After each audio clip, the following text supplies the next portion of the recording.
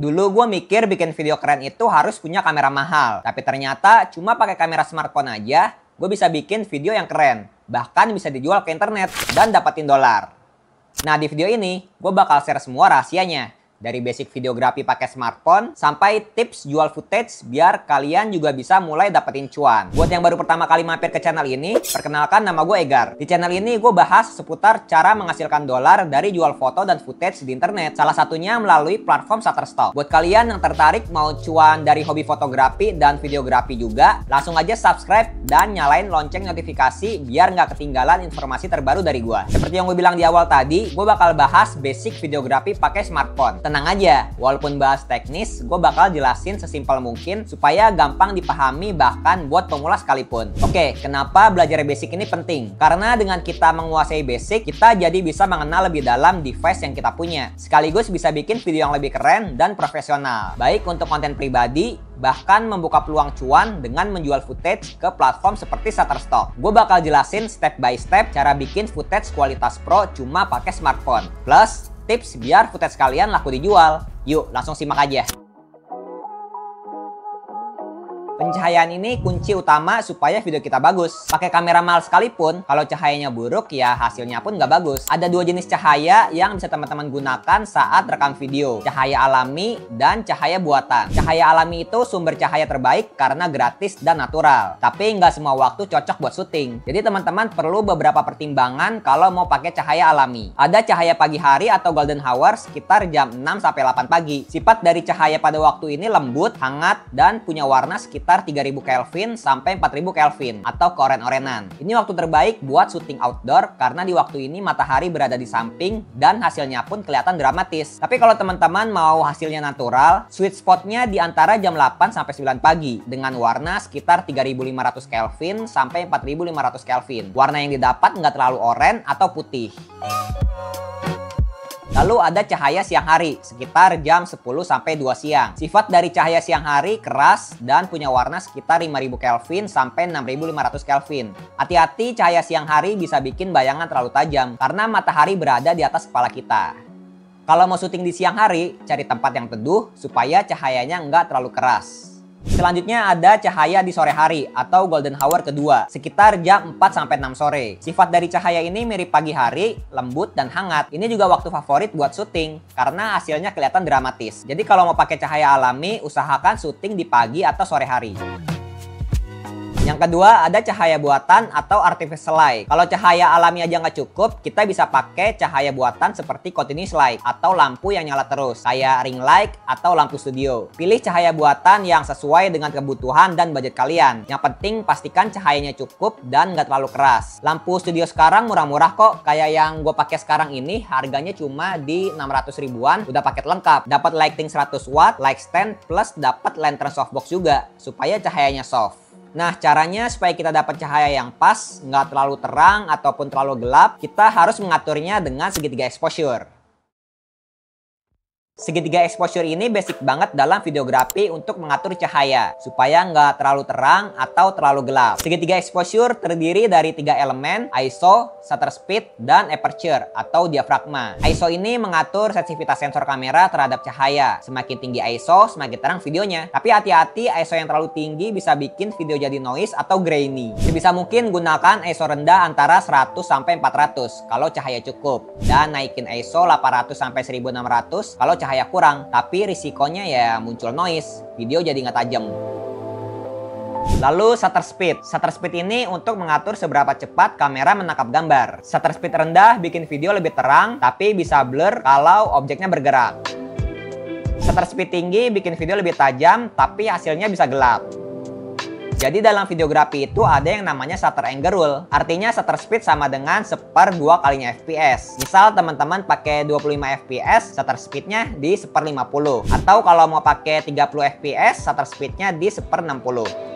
Begitupun seterusnya, kalau pakai 100 fps ya shutter speednya di 1/200. Jadi kalau teman-teman yang mungkin sering lihat brief untuk kontes video, misal di Shutterstock gitu ya, ada persyaratan kayak gini. Bukan berarti shutter speednya 1/80 atau 1/180. Tapi ini artinya shutter angle rule atau menggunakan shutter speed 2 kalinya fps. Nah, aturan ini bisa bikin pergerakan dari objek yang ditangkap kamera itu memberikan efek motion blur yang natural, seperti yang mata kita lihat. Beda halnya kalau mau menangkap momen sport, yang pergerakannya ini cepat. Justru kita harus menggunakan shutter speed tinggi. Karena shutter speed tinggi ini bisa ngebantu nangkap objek yang pergerakannya cepat dengan tajam, detail, tanpa motion blur. Makanya kalau kita lihat video-video Olimpiade atau film action kayak Saving Private Ryan, gambarnya itu jelas.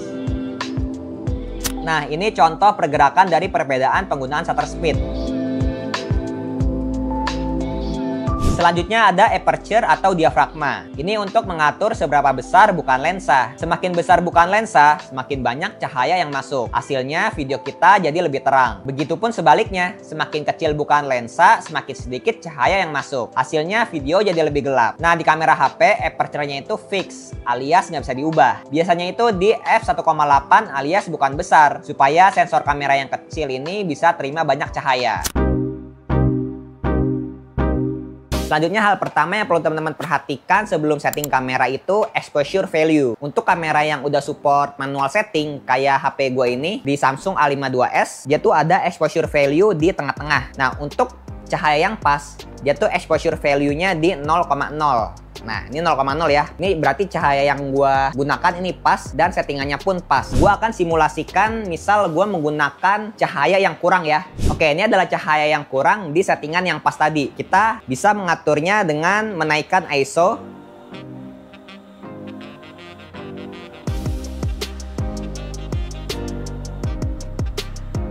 di 1600. Oke, di 1600.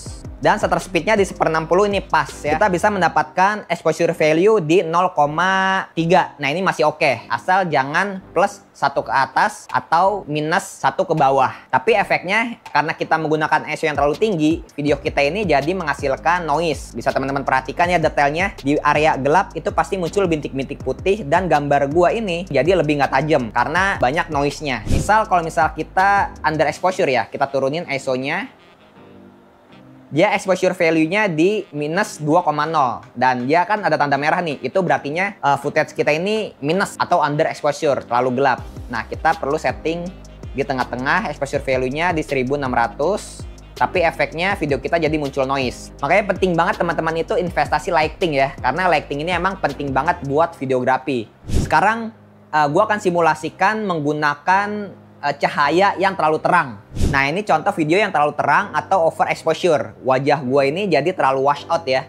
Jadi detail-detail kayak mata dan hidung itu detail-detailnya jadi nggak terlalu kelihatan. Nah, kita perlu mengaturnya supaya exposure value-nya ini di 0,0 atau di cahaya yang pas. Oke, kita perlu atur ISO-nya di 200. Oke. Tapi exposure value-nya masih plus 1 nih. Kita turunin lagi. Nah, di 1/60. Ini exposure value yang pas. Nah, dari tadi kan kenapa sih gue menggunakan di speed 1/60 aja? Nah, itu karena gue menggunakan 2 kalinya FPS. Tadi kan gue udah jelasin ya, kalau di videografi itu ada yang namanya shutter angle rule. Jadi shutter angle rule itu kita menggunakan shutter speed 2 kalinya FPS. Kalau misalnya kita menggunakan 30 FPS di videonya, ya shutter speed kita menggunakan 1/60. Tapi teman-teman nggak wajib kok ikuti aturan ini. Yang penting teman-teman sesuaikan aja cahaya sama kamera teman-teman. Nah, kalau emang di 1/60 ini masih terlalu terang, ya teman-teman perlu naikin lagi shutter speednya. Misal shutter speednya ini di 125. Nah, ini pas nih. Jadi teman-teman nggak harus terpaku sama aturan shutter speed di 2 kalinya FPS. Nah, makanya kalau misalnya teman-teman sering lihat ya, videografer profesional itu menggunakan ND filter supaya dia bisa menggunakan shutter speed 2 kalinya FPS. Selanjutnya white balance. White balance itu penting biar warna di video kita kelihatan natural. Kalau white balance nggak pas, warna bisa terlalu kuning atau kebiruan. Patokan white balance yang pas itu kalau di objek kita ada warna putih, warnanya itu harus tetap putih. Jangan sampai jadi orange atau biru. Di kamera HP itu biasanya ada setting white balance otomatis. Tapi kalau mau hasil white balance-nya itu konsisten, kita bisa aturnya secara manual. Dengan white balance yang tepat, video kita bakal kelihatan lebih natural dan profesional. Nah, kalau udah paham pencahayaan, kita bisa mendapatkan gambar yang lebih menarik lagi dengan mengatur komposisi. Komposisi itu tentang bagaimana kita menata gambar dalam frame. Teman-teman perlu aktifin grid pada kamera smartphone supaya gampang atur posisinya. Dan ini ada 3 teknik komposisi umum yang bisa kita coba. Yang pertama itu ada rule of third. Cara kerja komposisi ini dengan membagi layar jadi 9 bagian. Terus letakin objeknya di titik persimpangan garis. Ini bisa bikin frame lebih seimbang. Lalu ada leading lines. Kita bisa gunakan garis alami kayak jalan atau pagar untuk menuntun mata penonton ke objek utama. Selanjutnya ada frame within a frame. Kita bisa gunakan elemen seperti jendela atau pintu untuk membingkai objek utama. Dengan komposisi yang baik, video kita bakal lebih menarik dan enak dilihat. Kalau cahaya udah pas, komposisi enak dilihat, sekarang gimana caranya supaya hasil video yang kita ambil stabil? Video yang goyang-goyang atau gempa gini bikin pusing kan? Nah, ini tips biar video kita stabil. Bisa pakai tripod. Ini alat wajib buat syuting statis. Bisa bikin video teman-teman stabil. Sekarang udah banyak kok tripod-tripod murah tapi nggak murahan. Kayak yang gue pakai ini dari TNW T26. Compact, gampang dibawa kemana-mana, plus banyak fungsinya. Gue juga udah bahas ya review lengkapnya di sini nih. Terus bisa juga pakai gimbal. Kalau teman-teman mau syuting sambil bergerak, gimbal ini solusinya. Untuk gimbal yang gue pakai ini emang khusus smartphone dari KB Steady XS. Atau bisa juga dengan cara handheld kalau teman-teman ini rekamnya tanpa alat bantu. Nah, jadi waktu lagi rekam nih, teman-teman tahan nafas dan pegang HP dengan 2 tangan. Kalau pengen gerakin ke samping, usahain badannya juga ikut bergerak. Jadi tangan kita ini nempel ke badan dan badan kita ini seolah-olah jadi tripodnya. Tapi sebelum rekam, ada baiknya pahami juga nih resolusi, FPS, dan aspek rasio.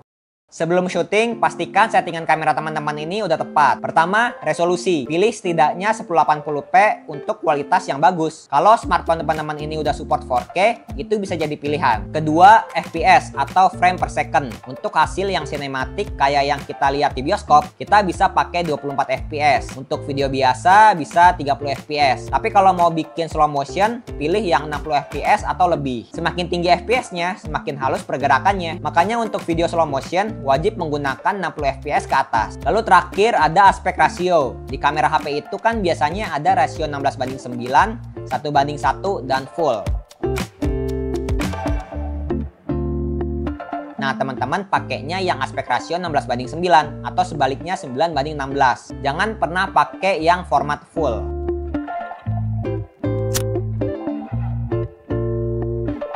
Nah, ini bagian yang serunya nih. Sekarang kita bahas ke tips jual footage di Shutterstock. Yang pasti teman-teman harus punya akun Shutterstock dulu. Tutorial daftarnya bisa teman-teman lihat di sini. Nah, kalau teman-teman udah menguasai teknis tadi, sekarang waktunya teman-teman bikin video yang terkonsep. Teman-teman bisa pilih tema yang sering laku di Shutterstock. Footage tentang makanan, teknologi, kesehatan, dan bisnis biasanya itu laris manis. Cari angle yang unik dan jarang ada di pasaran. Terus pastikan juga footage teman-teman ini jernih, stabil, dan punya komposisi yang baik. Kayak yang tadi udah gue jelasin sebelumnya. Karena Shutterstock ini punya standar kualitas yang tinggi. Selanjutnya teman-teman perlu hilangkan audionya. Bisa menggunakan aplikasi bawaan kamera atau bantuan aplikasi editing seperti Spring. Setelah upload, kasih deskripsi menggunakan bahasa Inggris minimal 5 kata. Dan maksimal 50 kata kunci biar gampang ditemukan pembeli. Karena deskripsi dan keyword ini jembatan footage kita ditemukan buyer. Nah, kalau footage teman-teman laku, teman-teman bisa dapat royalti. Semakin banyak footage yang kejual, semakin besar peluang cuannya. Dan satu footage yang kita jual di Shutterstock ini bisa terjual berkali-kali. Gampang kan? Yuk, mulai bikin footage dan upload ke Shutterstock. Oke, itu dia tips belajar videografi dasar dengan smartphone supaya video yang kita hasilkan itu keren, bahkan bisa cuan di Shutterstock. Kalau ada pertanyaan atau mau request topik lain, tulis aja di kolom komentar. Dan kalau kalian suka sama video ini dan mau support gua, lakuin dengan sesimpel like dan subscribe. Terakhir, jangan lupa share video ini ke teman-teman kalian yang juga pengen belajar videografi atau cari cara dapetin cuan dari Shutterstock. Sampai jumpa di video berikutnya. Keep shooting and happy selling. Assalamualaikum.